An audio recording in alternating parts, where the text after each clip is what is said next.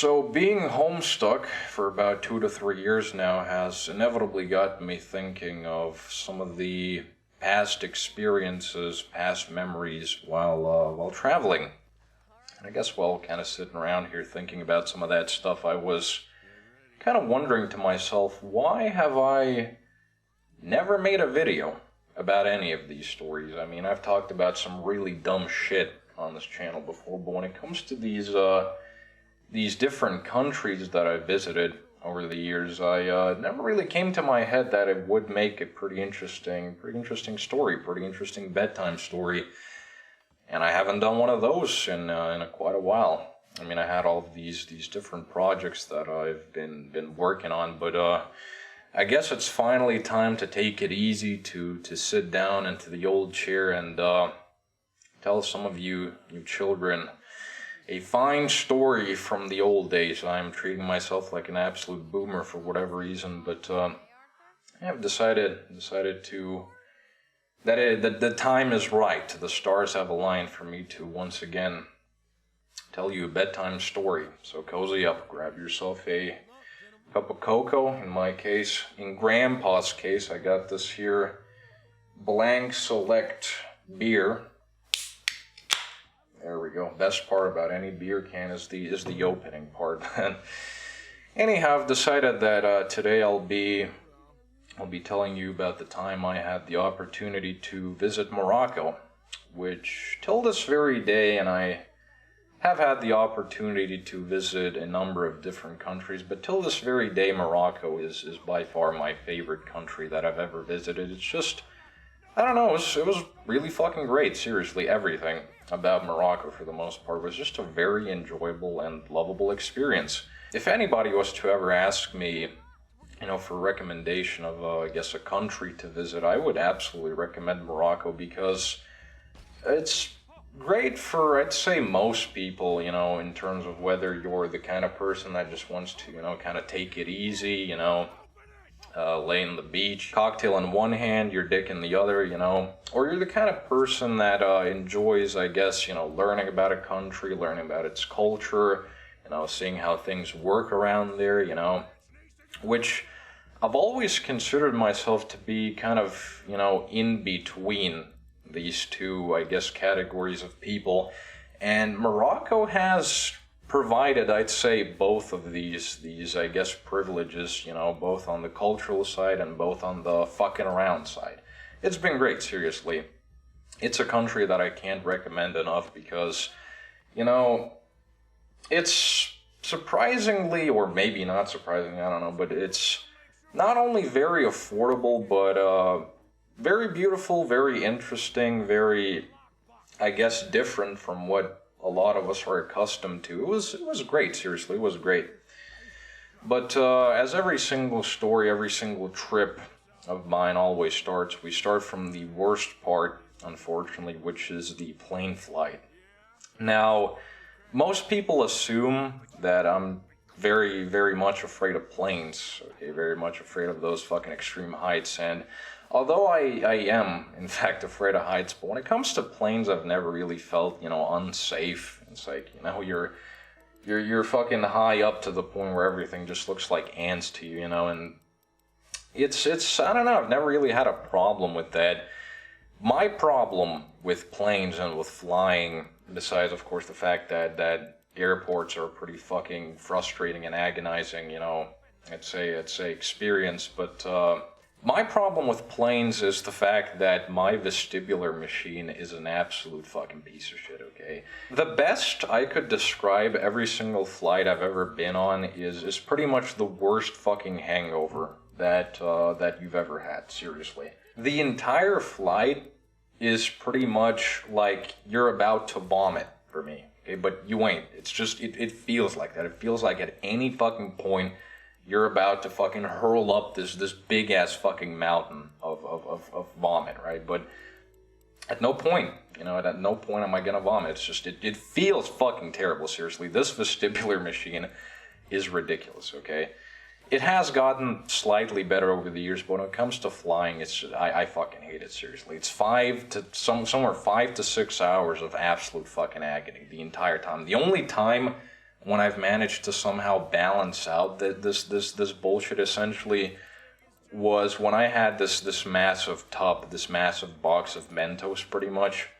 It was somewhere like 12 packs of Mentos in that box, and I ate somewhere 11 of the 12 packs. And I guess in a way that did improve the flight experience, but not a whole lot. Just I can't stand flying, seriously, because of my vestibular machine. It just blows.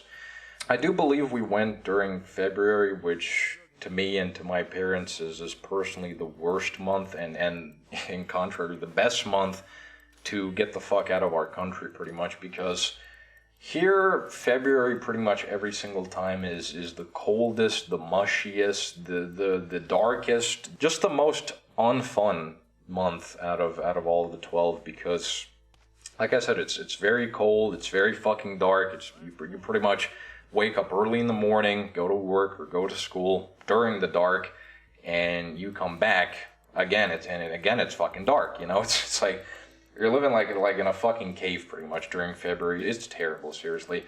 Like I said, February is usually the time when my parents used to plan these trips, essentially pretty much to get away from the terrible weather conditions. And I believe this time it was no different. I think we went during February somewhere, I think late February somewhere. And the trip was, I think, somewhere 4 to 7 days. I guess enough to experience this little grasp of summer for a while. Even though, you know, for the locals, okay, when we're talking about fucking, was it like 21, 24 Celsius, some of the locals were wearing fucking coats. It's apparently it's cold over there. Whereas for us it was pretty much the appropriate temperature, and a million times better than the minus 20 Celsius that we're accustomed to here during motherfucking February. It was, I believe, somewhere 4 years ago, and I think it was somewhere one of the last trips that I've been on before, you know, COVID became a thing, and a lot of other things just essentially have prevented me to really go anywhere. But like I was saying, the plane flight was pretty terrible. I guess the only good thing out of this entire flight was essentially the fact that the person in front seat of me, was watching this I don't remember what it's called. I keep fucking forgetting the name of this one animated movie. It's pretty much fucking anime to me, but people get real angry when you call this anime, so I guess not anime here. It's an animated movie. It's a pretty good one. I might actually watch it someday, but this one family was sitting in front of me, and they had this very odd looking, I don't know how to describe this one really odd looking guy that's like a combination of an adult and a baby. That's really the best I can describe. It's like, yeah, he has some mustache hair, some beard hair on him, but it's like his fucking face is pretty much of like a baby's. I don't know.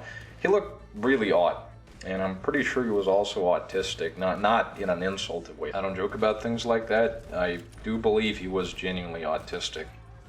And point is, the important part is that he was on his tablet watching this movie, and pretty much I saw most of the movie with him peeking through the seats. I don't know, just I myself personally cannot take my phone out and look at it, do anything. Okay, even the fact that when I go open my phone and try to fucking change my song, you know, because for the most of the flight I'm listening to music. Even that is just pretty much just almost enough to just make me pass out due to how agonizing that experience is. But the fact that it was the tablet, the screen was kind of far away, I don't know, it didn't really affect me all that much, so I could watch most of that movie. And I did, and it was a pretty great damn movie. Like I said, I might watch it someday myself. Let's not forget how terrible the seats are of these. What are they? I don't remember what these flights are called, but, you know, it ain't no business class, let me tell you that. The fucking seats are just terrible, seriously. Normally, I try to fall asleep during these kind of flights just to get this shit over with, but these seats are so fucking terrible that it's pretty much impossible, seriously. If you can fall asleep during these flights, I salute you, but I just can't. It's terrible. Anyway, somehow 5-6 hours later, finally we arrive in Morocco, and I guess this flight had a toll on my mother as well, because she pretty much, the moment we got to our tour van, she pretty much just fell asleep immediately. I don't know. I was dizzy, had I guess post-flight dizziness all the way to our hotel in Agadir. Agadir being our first, I guess, destination in Morocco, the place where we were staying for the trip. I don't remember why, but during this trip only me and my mother went to it. My father, I don't know why, but he just didn't go, and my mom didn't rent a car, so pretty much, you know, we had the tour people taking us to all of the destinations. It was fine. Like I said, most of the trip we were staying in Agadir, and Agadir, from, you know, what I've experienced, is pretty much the tourist side of Morocco. It's pretty much, you know, paradise to anyone who goes on a trip just to kind of, you know, rest, like I said, lay on the beach, you know, drink some cocktails, fuck around a little bit, you know, in town, do some shopping, which, you know, I understand, but in terms of the cultural side, Agadir just doesn't really have it all that much. But it was great nonetheless, because like I said, in fact, I do consider myself a combination of a person who wants to learn about a country and a person who just kind of wants to take it easy a little bit. And Agadir was great. Agadir was great. We were staying in a very affordable 4-star hotel. I mean, like I said, everything in Morocco is just very fucking affordable, seriously. It's quite ridiculous how cheap this 4-star hotel was. And it was fucking great, seriously. It was great. If I do manage to get some photos of it, I'll show you them. Due to a certain unfortunate event, all of my own photos were lost. So occasionally I might show you something from the time my mother and my father revisited the place. The second time, I didn't go that time. But my dad took some photos. So if there's something that I deem appropriate, I might show you that. But my own personal photos are gone. Gone deep in the voids of the unknown. But like I said, Agadir was pretty fucking good. There wasn't a whole lot of the first day essentially left, because we arrived in the evening. But we did check a little bit of Agadir out during that time that we had still, and during the evening is when I learned that this place is notorious for weed dealers. Okay, because the moment you leave the fucking hotel territory in Agadir, you have like 200 different fucking weed dealers just going all over the fucking place trying to sell you weed. I mean, I'm pretty sure that's weed. That's what they fucking describe it as, but it could be green tea for all I fucking know.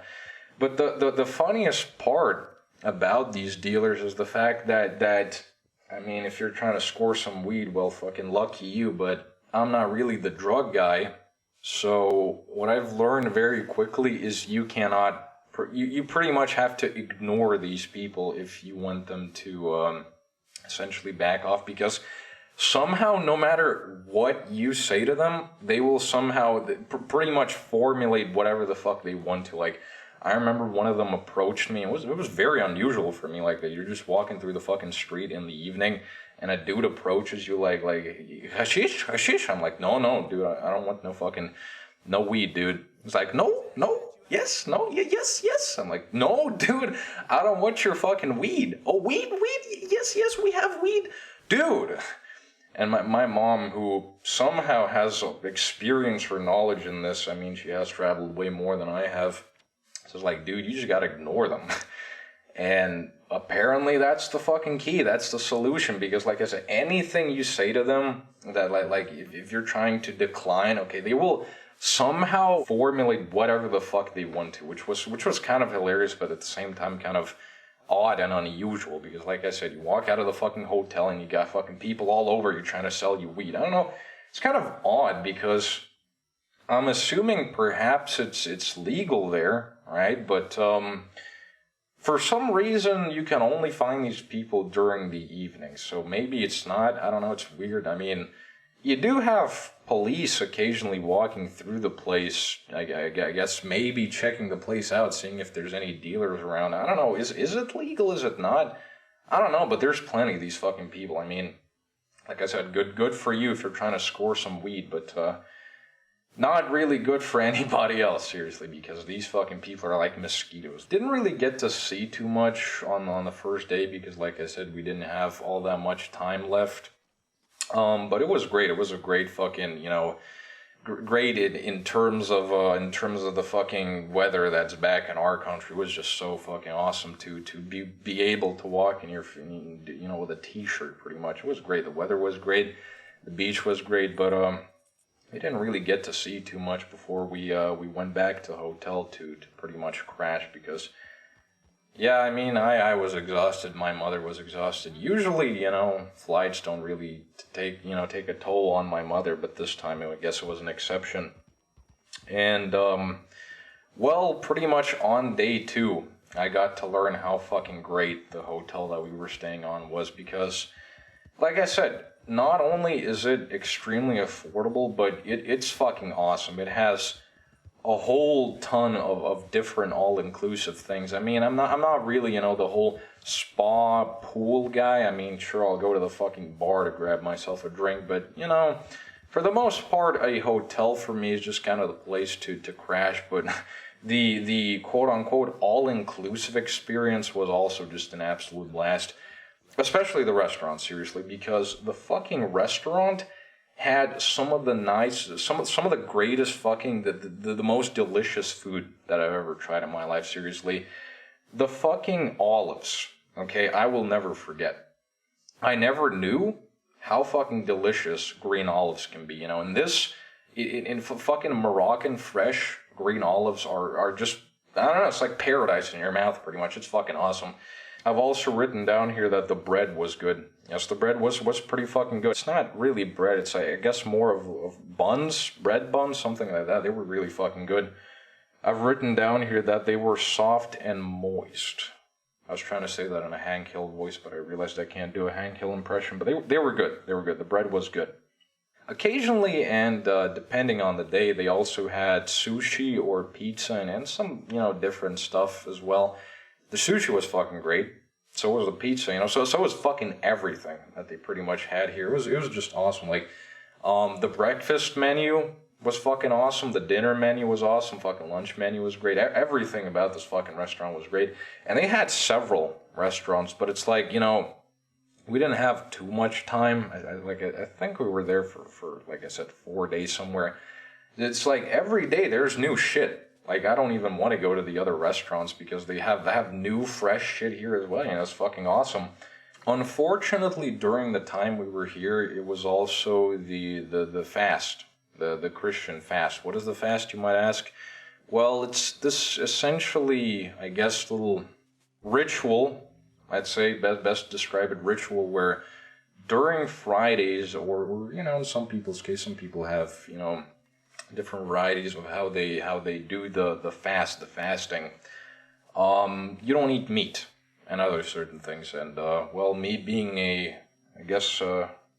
technically a Christian, I do follow this tradition. So unfortunately, during one of the Fridays, I couldn't eat all that much. But the problem here was that they in this restaurant, they have waiters walking around offering you bottles of wine. I didn't try the wine. My mom said it was pretty good wine, but I didn't try the wine. Because this is one of the only things that's not, all-inclusive, pretty much. You still got to pay separately for this thing. And that's why they kind of walk around offering you these bottles of wine. And this was during the fast. The waiter, came over to offer my mother a bottle of wine.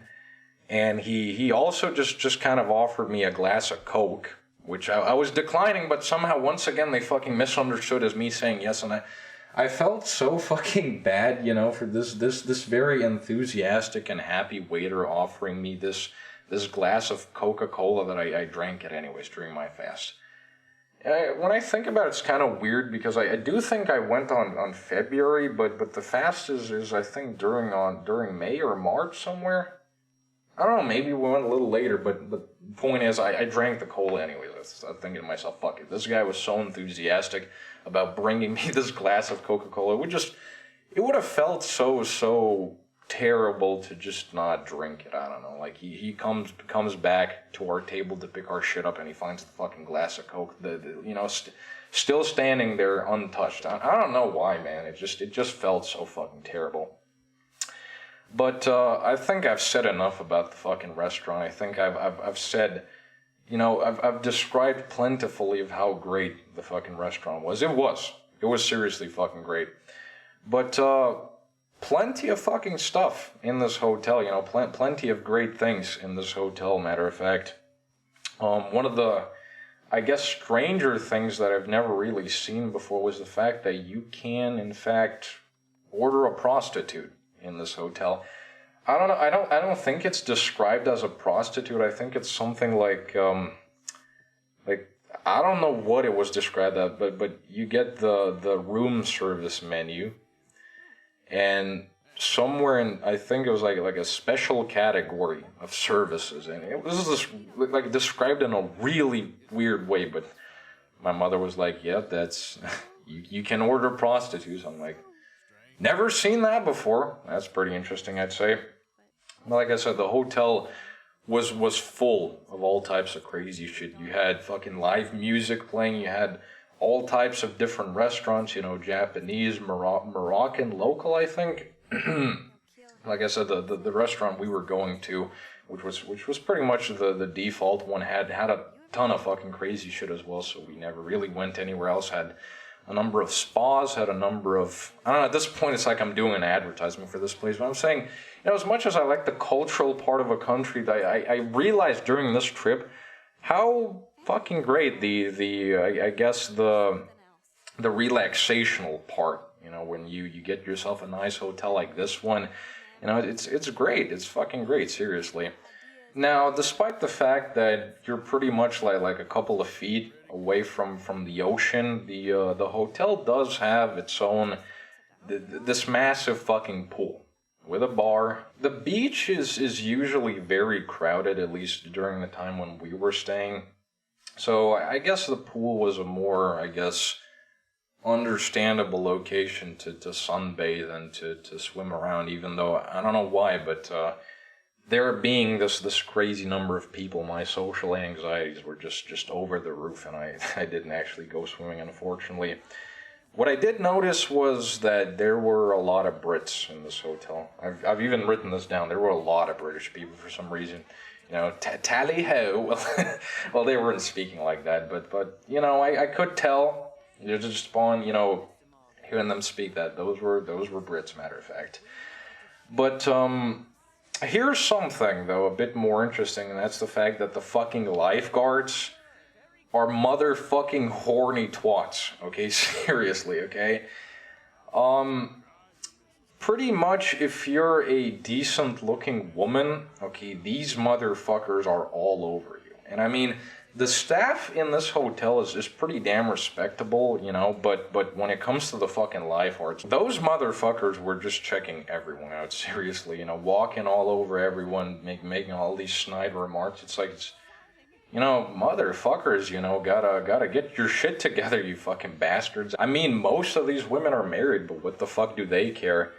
It was just I guess almost authentic in a way. I don't know why, but I don't know, it stuck with me for some reason, the fucking lifeguards. The funniest part is they have this little exercise club in the hotel as well, this little, I guess, kind of, pretty much an exercise club, for women. And these sons of bitches, man, like, they were pretty much, if you're, I guess, an attractive woman, they were pretty much inviting all of them to join this fucking club, because it's pretty much like fucking PE in high school, that fucking, I guess we some people can call it exercise, while some people can clearly see that it's just a fucking way, some fucking softcore porn for the fucking PE teachers, man.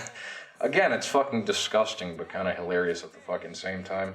Like I said, they had a bar next to the pool, and once again, my fucking social anxieties were just over the roof for some reason. So, you know, I had to pretty much fucking push every single fiber in my being, you know, in the same fucking direction to somehow force myself to walk over there to get like a glass of Coke or something. I mean, now when I think about it, I kind of feel ridiculous because it's fucking all-inclusive, man. I can have all the fucking Cokes in the world, but for some reason I barely managed to get like a couple of glasses.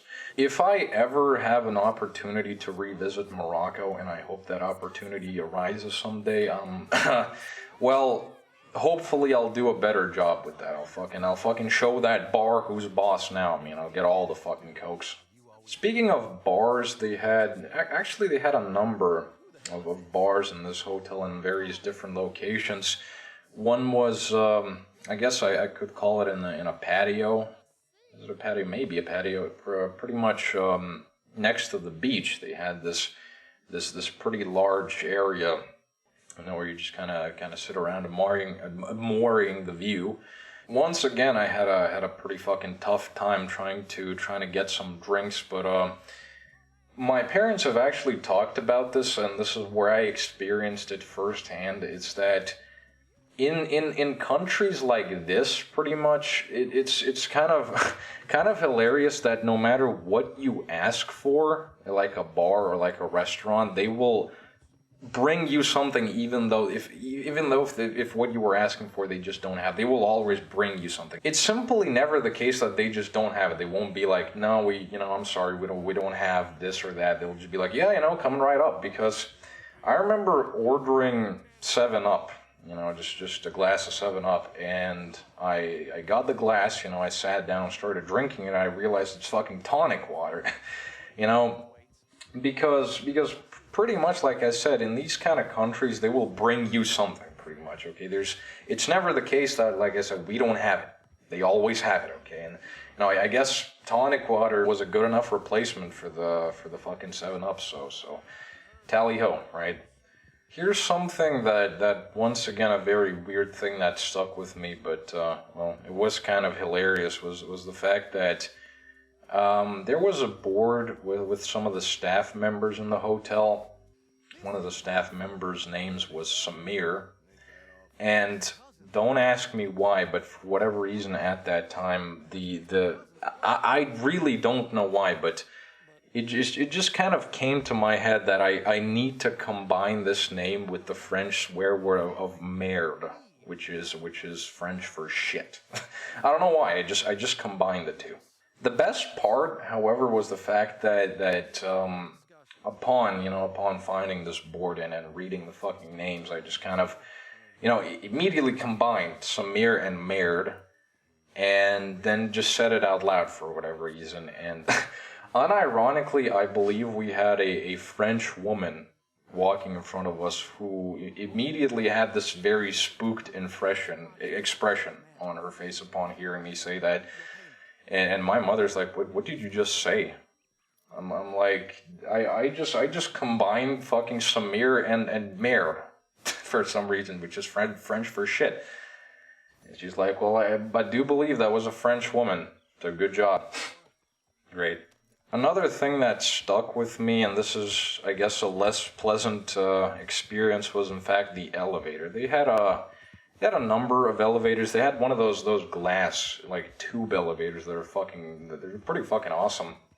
But the elevator that was closest to our room, and the one we usually took, was this very, I don't know what it was about that elevator, but it had this very nasty scent to it. Like, this, I've only had two experiences in my life where a fucking scent is so bad that it pretty much just causes fucking dizziness for me. I don't know, like, one of the instances was my grandfather's old car, which was pretty much moldy, and this was the other one, which I don't know. Once again, a really weird thing that stuck with me.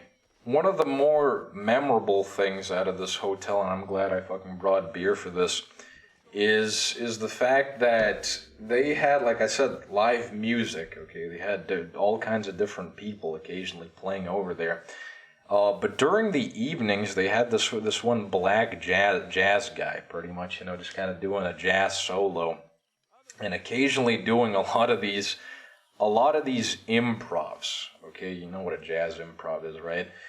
And every time we would hear this fucking improv, we would just explode, pretty much, because it was ridiculous. Seriously, the best part is the fact that the crowd listening to this jazz was this like bunch of really old people, like fucking barely able to move, people barely managed to fucking get out of their rooms, to fucking sit down. And this fucking guy, this fucking jazz dude, was just all over the damn fucking place, seriously, with this fucking jazz improv. I mean, allow me to give you an example, and I am unfortunately gonna have to disable my filters to kill the delay, but I'll play you a jazz song, okay, and I'll do my best to replicate this guy, so that you could experience firsthand how amazing his improv was to this group of elders. I mean, here goes.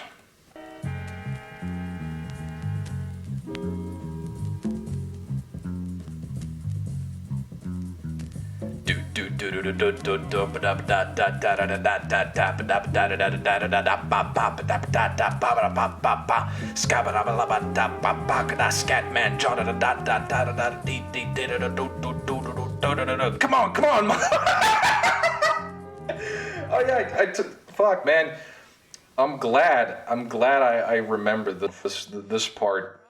Was the fact that he would occasionally be like come on, like, to these elders, they can barely move, man, but he was so fucking enthusiastic. I mean, dude would have to fucking, I don't know, pump his fucking veins full of energy drink or something before going on the stage, He was playing some pretty fucking good jazz, alright, but his fucking enthusiasm was just over the roof, seriously.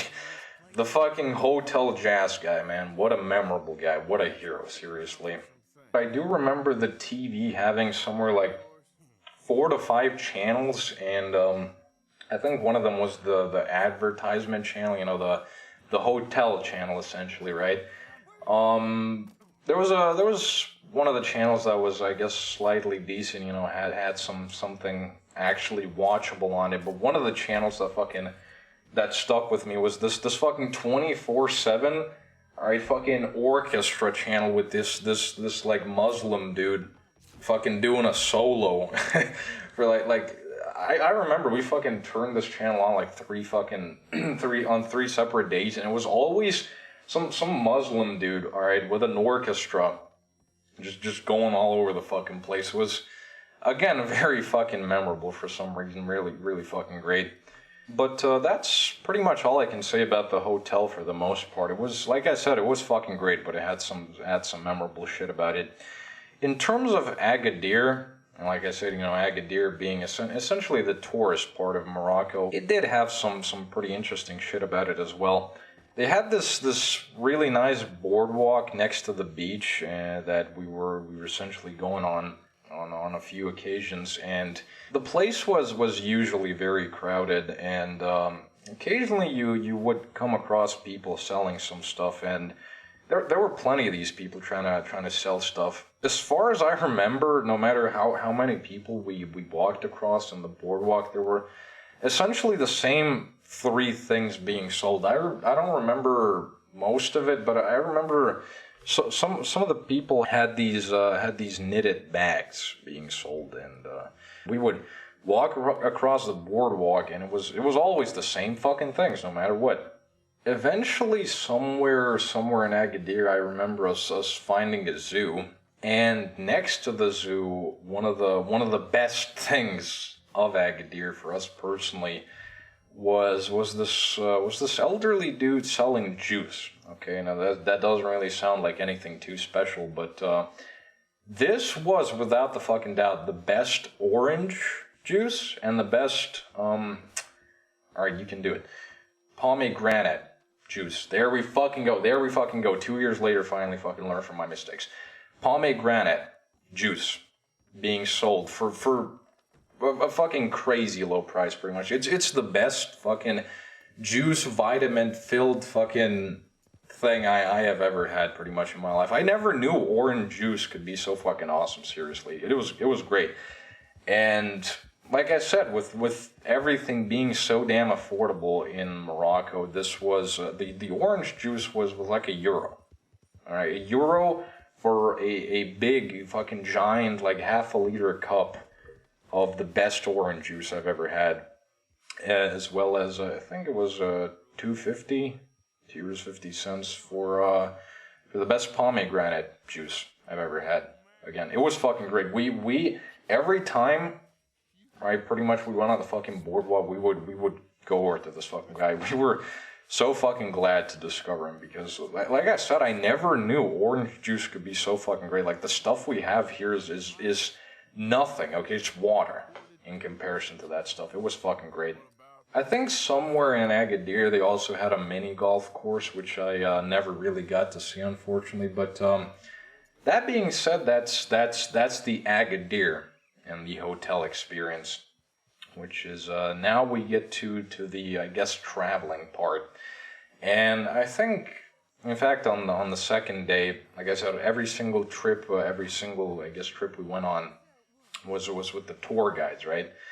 And the very first trip we went on was to, I don't know, I believe, yeah, I think it was to Paradise Valley. But before going to Paradise Valley, which I'll get to in a second, we, in fact, got to visit one of the many, during our very short trip, but one of the many argan oil presentations. I don't know what it is with argan oil in Morocco, but everywhere you fucking go, everywhere you go, it's just fucking argan oil, okay? They're fucking trying to sell you argan oil. I don't know, I mean, I've had argan oil shampoo, and it was pretty good fucking shampoo. I mean, I'm guessing it's pretty fucking great, but it's like, you can't fucking take 2 steps without somebody trying to fucking to teach you about the wonders of argan oil and then trying to fucking sell you that shit. Which what I've learned, you know, out of this whole thing is, you know, despite the fact that I've said Morocco is pretty damn affordable, argan oil is the most expensive out of all the things I've ever seen. It's like a teeny tiny bottle of argan oil is like fucking €10 or something. I guess the best thing, you know, the best combination of argan oil and something is they were combining all kinds of different shit with argan oil, you know, argan oil with honey, argan oil and gasoline, argan oil and propane, you know. There was one that was argan oil and I believe peanut butter, yeah, and that was pretty good. But once again, it was like this teeny tiny jar of argan oil and peanut butter, which was, I don't know, like €15 or something. Is argan oil that fucking rare? Because as far as I fucking saw, they have argan fucking trees everywhere, you know. But maybe it's pretty fucking expensive though, seriously. So you know, one can only guess why they're trying to fucking, you know. Like I said, every trip we went on, there's always some sort of an argan oil presentation. So by now, I'm pretty much an expert in that shit. Okay, it's great for your hair. And I guess it's great as a face moisturizer. I don't know. I don't remember that. Something hair and edible and good. Very good. Argan oil is the best. Right. But eventually we got to Paradise Valley. And in fact, our trip to Paradise Valley was very, I'd say, African authentic. Okay, because not only was the fucking road barely drivable, okay, it's like you make a slight teeny tiny fucking like wrong turn, okay, with your fucking wheel, and then the bus was just gonna fucking drive off a mountain pretty much. It honestly reminded me of Far Cry 2 a lot. It was quite authentic, I'll be honest. But Paradise Valley was such a memorable place, as a matter of fact, that I don't know, it just kind of struck like a book idea in my head, a book that I'll probably never read. Read, fucking still silly. But it was a really beautiful place. It's very, I guess, just alone the journey, the path to Paradise Valley was very authentic, seriously, very, very authentic, very, very interesting place, very beautiful place. Very easy to get lost in as well, because I remember us eventually having to go back, and I think we stayed back a little longer, and we actually got lost briefly. So yeah, don't let fucking Paradise Valley fool you with its beauty. Also, one of the things that stuck with me in Paradise Valley was a little little essentially juice stand, and this guy selling orange juice. Again, I think ice cream and orange juice. You know, if I was ever to say of I guess this very romanticized dream job, you know, this is the fucking dream job right here. Just fucking sitting in Paradise Valley selling orange juice would be the life, right? Every single trip we went on, we had the same tour guide essentially, which I don't remember his name all that much, but he had a very, very authentic look. And the same bus driver, Aziz, I remember his name, Aziz. This guy is a legend, seriously. Because I remember the second trip, I guess we were going on essentially, and we were going through this very like mountain path essentially. And I remember somebody cut, you know, our bus off, right? Somebody cut Aziz off. Big fucking mistake, dude. Okay, because Aziz then fucking just goes fucking shifting into 6th gear or something, pretty much fucking racing this guy, cutting him off, okay? Then cutting his fucking path off, pretty much. Fucking stepping out of the bus to go have a fucking argument with this guy. And everybody behind us, essentially, that was driving on the same road, fucking got out of their cars as well. And it turned into this massive fucking huge argument. You know, once again, real authentic, believe it or not. But that's fucking Aziz for you. And surprisingly, he didn't fucking crash our bus, so I guess he's used to this kind of shit. Some really, really nice views off the mountain, and eventually we got to Marrakesh. Marrakesh. I don't know how to properly pronounce it. And this is where I'd say the authentic Morocco begins. Marrakesh is a very, very authentic, I guess, experience of the Moroccan, damn, I'm having some problems with pronunciations. Moroccan life, right? It was really fucking, really authentic. It's essentially just this massive bazaar, pretty much. Place where you can buy all kinds of different shit. But guess where we ended up going through Marrakesh? Guess what we ended up learning about?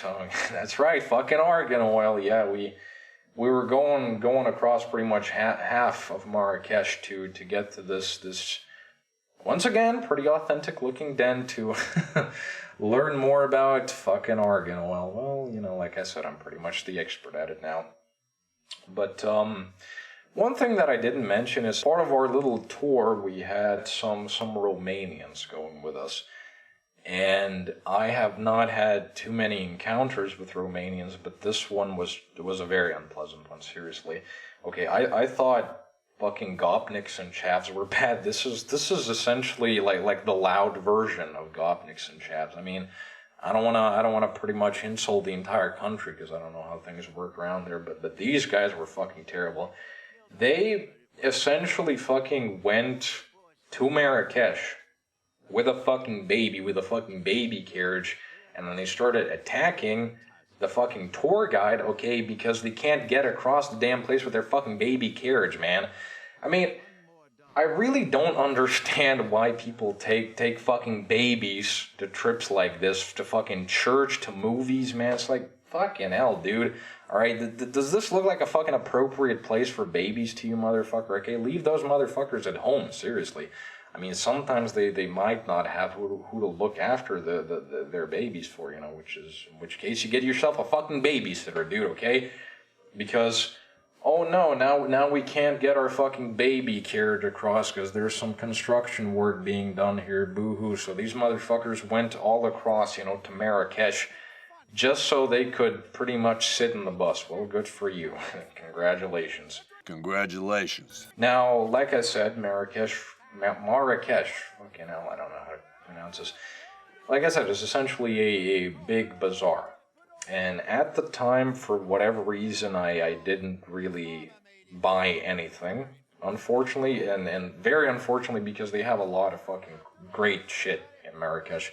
A lot of great clothing, a lot of great accessories, but at the time it just, I don't know, I think I was still in the smoke weed mood, you know, fucking MLG mood. I don't fucking know. So I think I was like 16 or something.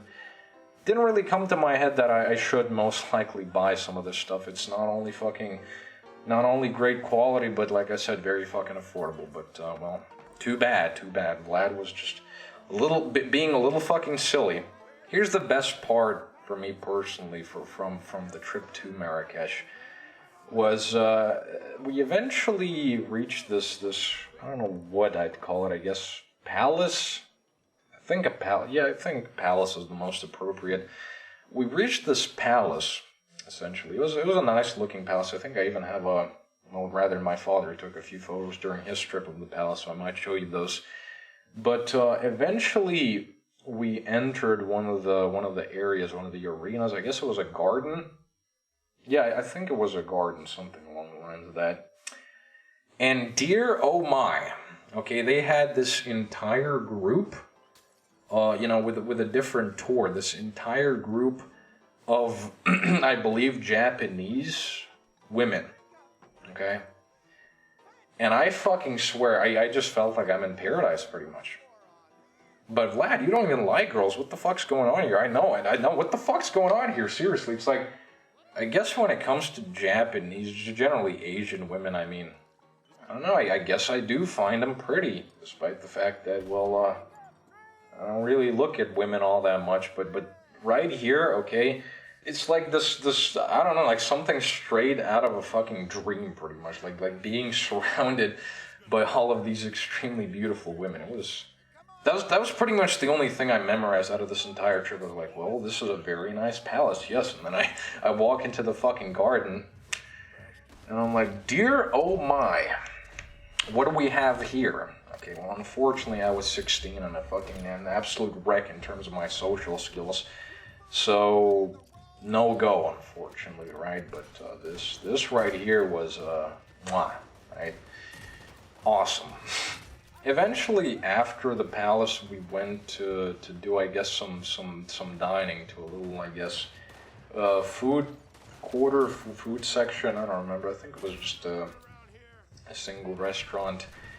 And for whatever reason, again, me being a dumbass, I didn't really order anything local for whatever reason. I guess being the fact that I don't eat it too often, I ordered lasagna. I don't know why. I mean, I could have had something a bit more authentic, but I just fucking ordered lasagna. And, well, this was one heck of an interesting lasagna, seriously, because it was like soup, pretty much. I don't know, it's like how the fuck do you turn lasagna? It's like maybe they didn't fucking put any of the pads? I don't know, maybe there were no pads, maybe it was just fucking cheese, okay? I don't know, it was liquid lasagna, it was like a soup consistency lasagna, it was odd. But in that food court, I remember, I don't know if food court is appropriate, just section, essentially, food section. We came across some of our natives, in fact, which was quite interesting. Always fun to find people from our own country in different countries. I don't know why, but it was great. I believe before we left Marrakesh, the tour guide he eventually just kind of took us down this really random alley to this one guy, and he just kind of started recommending his shit. You know, like I said, everybody's trying to sell something in Marrakesh because it's a big ass bazaar.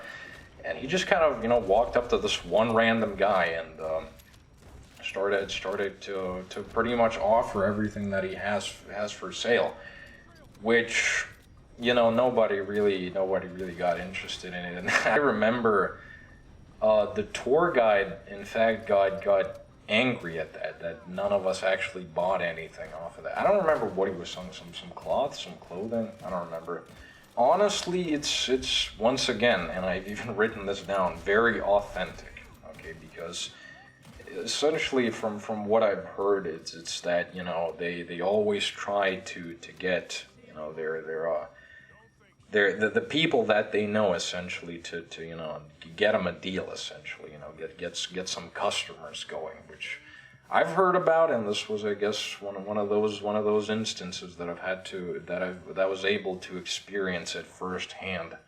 Like I said, our essentially stay at Morocco was very short, so I think on the last day before we were gonna leave on the next day, I think we took this I guess kind of last ditch trip back to Paradise Valley once again. And guess what we had again? We had another fucking argan oil presentation. Different people this time. I don't know. I think it was kind of like this slightly different trip, essentially, that we kind of joined in on. No Romanians this time, gladly.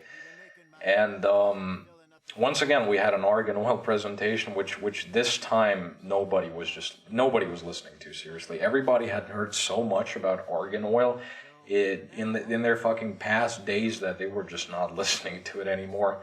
Once again, we ended up in Paradise Valley, and the fact that I, like I said, don't have any photos or video with me, well, this is essentially where this tragic event unfolded. So I had this essentially action video camera, whatever you call it, action camera, I don't know, sport camera, I don't know what they're called, a GoPro, essentially, something like that. I had that back in the day, and I had it on this little essentially handle holder thing, and after jumping off a small rock, my fucking camera essentially just fell off the holder straight into the fucking water of Paradise Valley. And of course I could pick it off the water gladly, but everything is essentially just done for. It was broken. The glass was broken. The lens was broken, everything was broken. And so, unfortunately, this is why I couldn't get any of the photos, any of the video from my trip. So, maybe this is in fact the reason why I never made the trip to Morocco video. Perhaps. But still, Paradise Valley made up for it. I mean, it might have taken my fucking action camera, but it was still a very nice place. I mean, I was sad, but Paradise Valley, fuck it, I guess in some way it made up for it. And lo and behold came the last day, of course, when we were going to leave Morocco. Unfortunately, it was a really fucking great place, like I said. And if there is ever an opportunity for me to go back, I will definitely take it. But before, we still had some time before the tour bus was going to pick us up. My mother had this essentially, I guess there was a dude selling some bags, some backpacks made out of goat leather that she had checked out, and she haggled the fucking price down so much that it was fucking hilarious. I think the bag was something like, I don't know, 40 euros, and I think he sold my mother the bag for like 7 or something. It was freaking hilarious. It's honestly like that little segment in Hitman 2 where you can buy cloth, but if you wait long enough, eventually the guy haggles down so much that you can essentially just take it for free, which is fucking hilarious. And this was pretty much it. My mother just took the bag for pretty much nickels, and she still has the bag. It's a very good bag, surprisingly. Like I said, fucking foolish me for not actually getting anything myself. My mother took quite a number of items back from the thing. And, well, eventually, of course, we got back to the hotel, and we were waiting for our tour van to come pick us up to drive us to the airport. Interestingly enough, the van was quite late, and this is why before leaving Morocco, unfortunately, I had this kind of stressful time. I was a really stressful motherfucker back in the day when I think about it. But essentially, he came, I think, an entire, like, half an hour late to pick us up, to the point where, we could have legitimately missed our fucking flight, which like I said, fucking stress was going. going all over me pretty much, but we didn't miss the flight. After all of that essentially bullshit in the airport, 5 hours later we were back in the fucking cold, snowy, dark, mushy, confines of our own country. But this is unfortunately not where the adventure ends, because after leaving the airport and going back to the parking building, it turns out that our fucking car was essentially done for. Right? It was too cold, and my mother's Mini Cooper was just it couldn't fucking take that shit. The fucking engine was kind of refusing to function, and the stress was luckily gone by that time, because, well, at least I was back on the soil, on the grounds that I was familiar with, so no more stress. But eventually we had this taxi guy be generous enough and essentially get some cable start our car, luckily. And with that little adventure was the end of my Morocco experience, my Morocco trip. If I hadn't, said it enough, the fucking trip was great. It was really fucking great. It was awesome, seriously. Just Morocco, out of all of the countries I've ever been to before, just kind of takes the place, essentially, in terms of its culture, in terms of its authenticity, in terms of its Japanese women-ridden palaces, okay? It was great, seriously. It was awesome.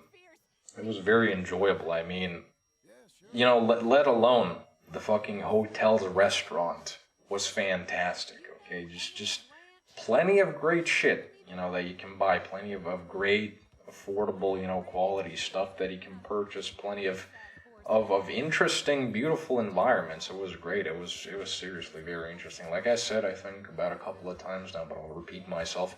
If there's ever an opportunity for me to visit Morocco again, I will definitely take it. It was awesome. Hopefully this time I would not be an absolute fucking pussy and actually go out there and get myself a few things of my own. But all that social anxiety aside, still it was really fucking good. It was great.